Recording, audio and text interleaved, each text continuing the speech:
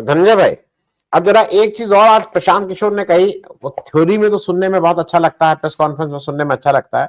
उन्होंने दो नाम लिए थे। उन्होंने कहा कि प्रोफेसर केसी सिन्हा जो बड़े मैथमेटिशियन हैं, 70 के ऊपर किताबें लिखी हैं, वो चुनाव लड़ते हैं, चौथे नंबर पे, तीसरे चौथे नंबर पे आते हैं, 15,000 वोट मिलते हैं। दूसरा उन्होंने वाई बी गिरी जी का नाम लिया, बड़े एडवोकेट हैं, बड़े सम्मानित व्यक्ति हैं बिहार में, उनको 9,000 वोट मिले। वो इसको कह रहे थे कि साहब अब इन लोगों को अगर जनता नहीं चुन रही है, ये ध्यान रखिएगा कि श्रीधरन जी भी इस देश में इलेक्शन लड़े थे, मुंह की खाए थे। मेरे ख्याल में इलेक्शन नेता होना और साइंटिस्ट होना या मैथमेटिशियन होना या एकेडमिशियन होना, ये दोनों दो अलग अलग चीजें हैं। डॉक्टर तो मनमोहन इसलिए सिंह इसको जी डॉक्टर मनमोहन सिंह दिल्ली में लोकसभा चुनाव हार गए, हार इतने गए। काबिल तो जी, तो मतलब इस तरह के एक नहीं तमाम उदाहरण है। तो ये कोई मतलब उनके उनके उस मैथ्स के उसको दांव पे लगाने, कोई मैथ्स के टीचर का चुनाव नहीं कर रहा था, लोग अपना नेता का चुनाव कर रहे थे। एक तो पहले ये समझ लेना चाहिए, इसलिए उसको उनकी क्वालिफिकेशन को यहाँ नहीं लाना चाहिए। धनंजय भाई, अब दोनों चीजें, कितने दिन की नीतीश सरकार, मतलब Nitish G S chief minister कितने दिन, एक प्रश्न। और दूसरा, इस पे भी जरा हम लोग चर्चा करते चले, क्योंकि इससे बहुत से प्रश्न और खुलेंगे। मैं अपना ओपिनियन इसलिए पहले नहीं कह रहा हूं, नहीं तो फिर ये होगा कि आप भाई, मेरे हिसाब से मुख्य चीज इलेक्शन कमीशन द्वारा जिस तरह से वोट को लूटा गया है, जिस तरह से बेईमानी हुई है, वो मुख्य मुद्दा है। और उसको जस्टिफाई करने के लिए, उसको डाइल्यूट करने के लिए, ये 10,000 जीविका दीदी के खाते में चला गया, संगठन बहुत अच्छा है, वहां बैठ के चाय पी रहे थे, 2 महीने से घर नहीं गए थे नीतीश कुमार, ये सारी चीजें उसको जस्टिफाई करने के लिए। लेकिन मुख्य मुद्दा यह है, उसको आप जैसे भी कर लीजिए, कि मुख्य मुद्दा यह है कि वहां चोरी, डकैती, मैनेजमेंट, चीटिंग, जो भी उसका नाम लीजिए, वो करके वोट को उन्होंने एक ऐसा वो बना लिया है, जो किस तरह से वोट मैनेज होगा, किस तरह से वोट आएगा, सारा खेल वहां मेरे साथ है। तो इस पे भी जरा आपकी एक टिप्पणी चाहेंगे। लेकिन पहले नीतीश कुमार कितने दिन है? ये बड़ा कठिन सवाल है, नीतीश कुमार कितने दिन रहेंगे। मैं तो ये कह दे सकता हूँ कि जब तक जिंदा है तब तक रहेंगे। तो कैसे आप काटेंगे, कैसे काटेंगे आप, क्या है तर्क आपके पास काटने के लिए? आप कहेंगे कि बीजेपी जब चाहेगी हटा देगी, तो बीजेपी तो 2020 में ही हटा रही थी, नहीं हटा पाई। फिर 2025 में भी हटाने की कोशिश की। तमाम मीडिया, तमाम लोग, हम लोग भी कह रहे थे नीतीश कुमार का खेल खत्म हो गया, जय श्री राम है नीतीश कुमार जो है अब। लेकिन नीतीश कुमार ने ये कर दिखाया कि 85 सीट उनके पास आ गई। अब चुनाव आयोग ने ला के दिया, 10,000 ने ला के दिया, या किसने ला के दिया? या ये ला के दिया कि नीतीश कुमार ने कहा कि हम इतने साल से राजनीति में है, हमने अपने लिए कुछ नहीं किया, हमने सब कुछ आपके लिए किया। क्या वो अपील किया, या आखिरी चुनाव है उनका, जिस तरह से उनको बदनाम किया गया, बेइज्जत किया गया, मीडिया ने जितना बेइज्जत किया उतना तो बिहार के लोगों ने बेइज्जत नहीं किया नीतीश कुमार। और नीतीश कुमार को पागल हो गए तो अब दिमाग काम नहीं कर रहा है, लेकिन वही नीतीश कुमार बीमार हैं। वो नीतीश कुमार 84 सभाएं करते, तेजस्वी के बाद सबसे ज्यादा सभाएं नीतीश कुमार ने की। और केवल हेलीकॉप्टर से नहीं की, उन्होंने गाड़ी से भी की, सड़क के रास्ते भी यात्राएं की। क्या भाषण दिया, नहीं दिया, वो सब छोड़ दीजिए। अब मैं एक तस्वीर आपके सामने रखता हूँ, इससे भी समझने में बड़ी हेल्प मिलेगी। तमाम जो धारणाएं चल रही हैं, जो हम कहें, आप कहें, राकेश भाई कहें, प्रफुल्ल जी कहें, पंकज भाई कहें, या मोदी जी का गटर मीडिया कहे, कोई भी कहे, कुछ तस्वीर आपके पास रखता हूँ, जरा इसको गौर से सुनिएगा। जो 2025 में वोट प्रतिशत है,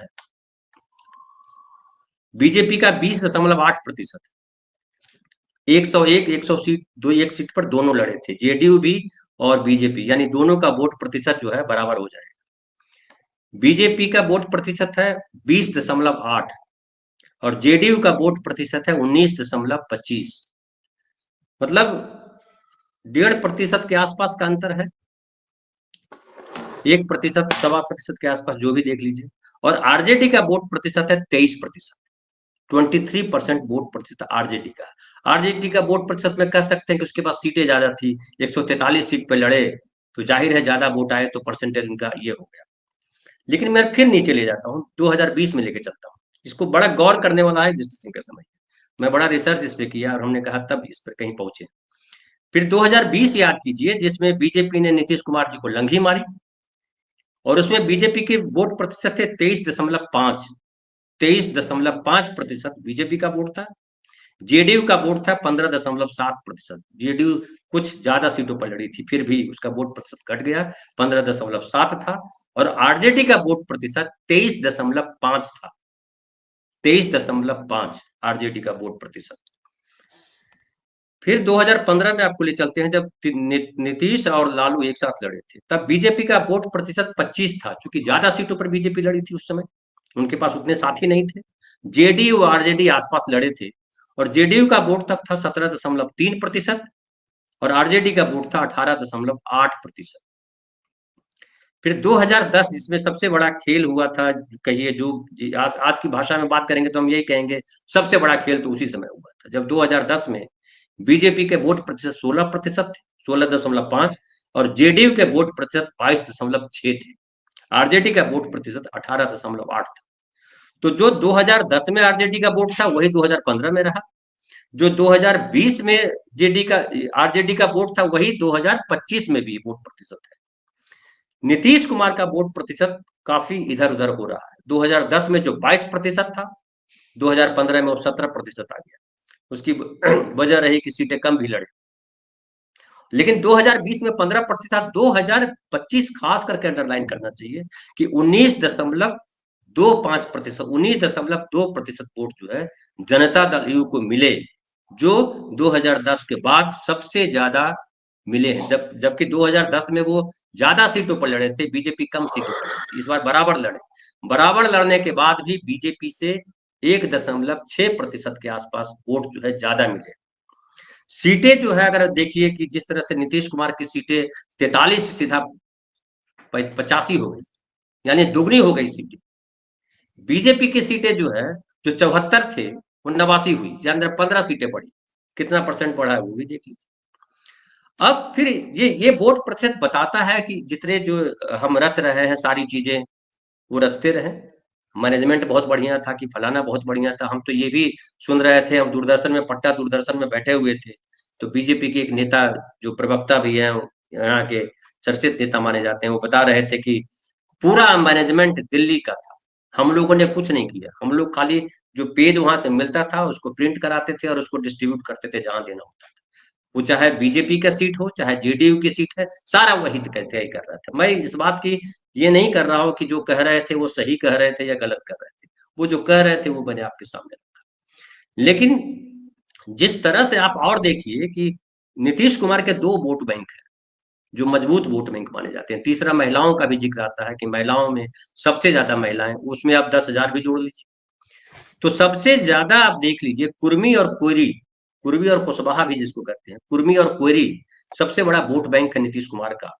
इस बार देखिए कि बीजेपी ने 7 कुर्मी टिकट दिए थे, उसमें से 6 जीत करके आए। राजद ने 3 दिए थे, उसमें से 2 जीत करके आए। जनता दल यू ने 18 टिकट दिया था और 17 जीत करके आए। कांग्रेस ने 2 दिया था, कोई किसी को नहीं मिला, कोई सीट नहीं मिली। कुशवाहा का देखिए कि बीजेपी ने 4 सीटें दी थी, 3 जीत ली। जेडीयू ने 15 सीटें दी थी, 12 जीत ली। आरजेडी ने 15 सीटें दी थी, 2 ही आए। और कांग्रेस का 1, एलजेपी का 1, लेफ्ट का 1।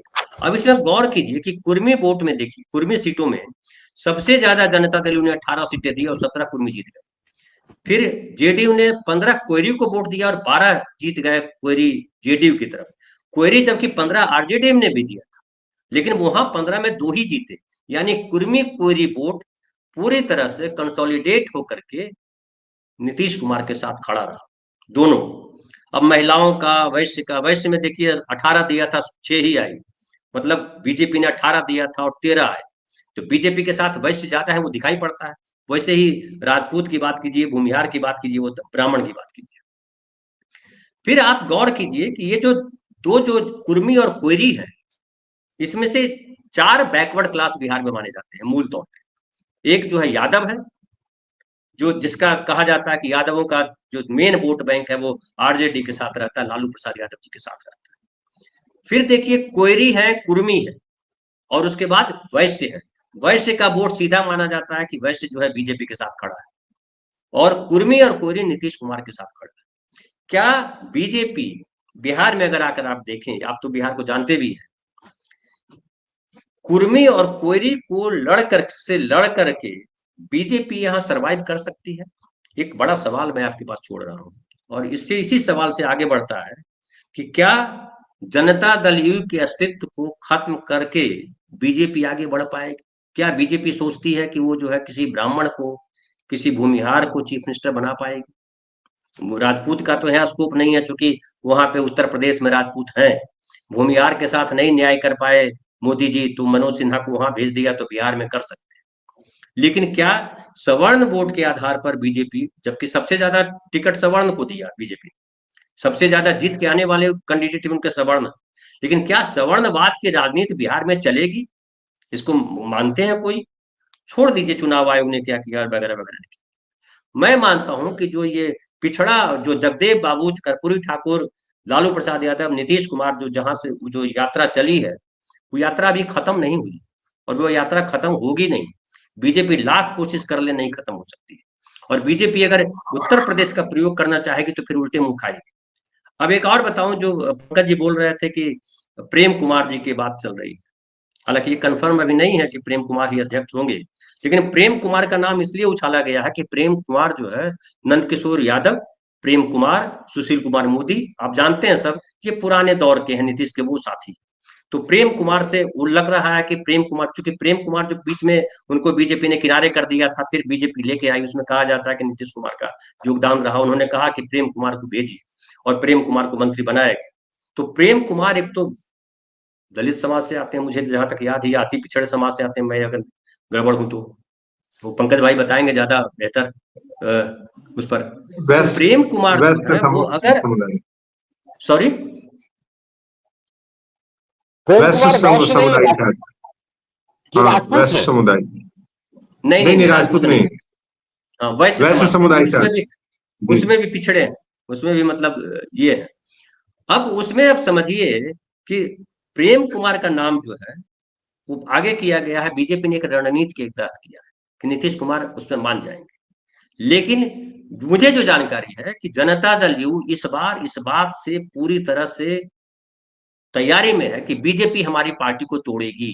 उसमें किंतु परंतु जनता दल यू के पास नहीं है, और जनता दल यू इस डर के मारे अध्यक्ष का पद, वो चाहती है कि अध्यक्ष का पद उसी के पास हो। अब नीतीश कुमार के पास मजबूरी है कि बीजेपी के साथ रहे, बीजेपी की मजबूरी है कि नीतीश कुमार के साथ रहे। इन मजबूरियों का लाभ कौन ले पाता है? उसमें जो राकेश भाई ने ठीक बात कही कि क्या नीतीश कुमार महागठबंधन के साथ जाकर के दिल्ली में जो मिल रहा है उससे रिश्ता तोड़ेंगे? नहीं तोड़ेंगे। मैं भी नहीं मानता हूँ, क्या बुद्धिमानी भी नहीं कहूंगा कि अभी रिश्ता तोड़ दीजिए, अभी रहने दीजिए, थोड़ा चलने दीजिए, देखिए कहाँ चलते हैं, कैसे जाते हैं। और ये भी जानते हैं आप भाई साहब, आनंद भाई साहब, उत्तर प्रदेश में कि नरेंद्र मोदी जी अपनी सीट को लेकर के सबसे ज्यादा भयभीत रहते हैं, और उसमें कुर्मी वोट का बड़ा महत्व है उस पूरे जोन में। कुर्मी वोट के बिना आप जो है आसानी से निकाल लेंगे सारी सीटें, इतना आसान। अगर वहां भी कुर्मी, कोयरी और यादव का गठजोड़ हो जाए तो पसीना आ जाए अभी बीजेपी।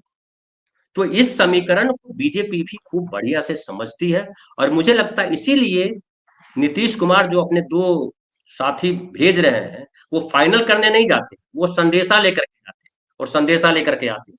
जैसे एक एग्जांपल देख के खत्म करूं, कि जब टिकटों का बंटवारा हुआ, दिल्ली से टिकट चल के आ गया कि फलाना फलाना सीट पर फलाना फलाना लड़ेंगे, नीतीश कुमार ने 7 सीटों पर जो उनको नहीं मिली थी अपने उम्मीदवार दे दिए।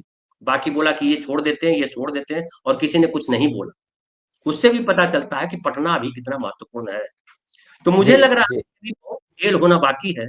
अब कौन कौन खेल होगा ये मुझे नहीं पता, भविष्य में जानता नहीं, लेकिन बहुत खेल अभी है, और नीतीश कुमार में भी बहुत जान बची हुई है। जी। जी जी।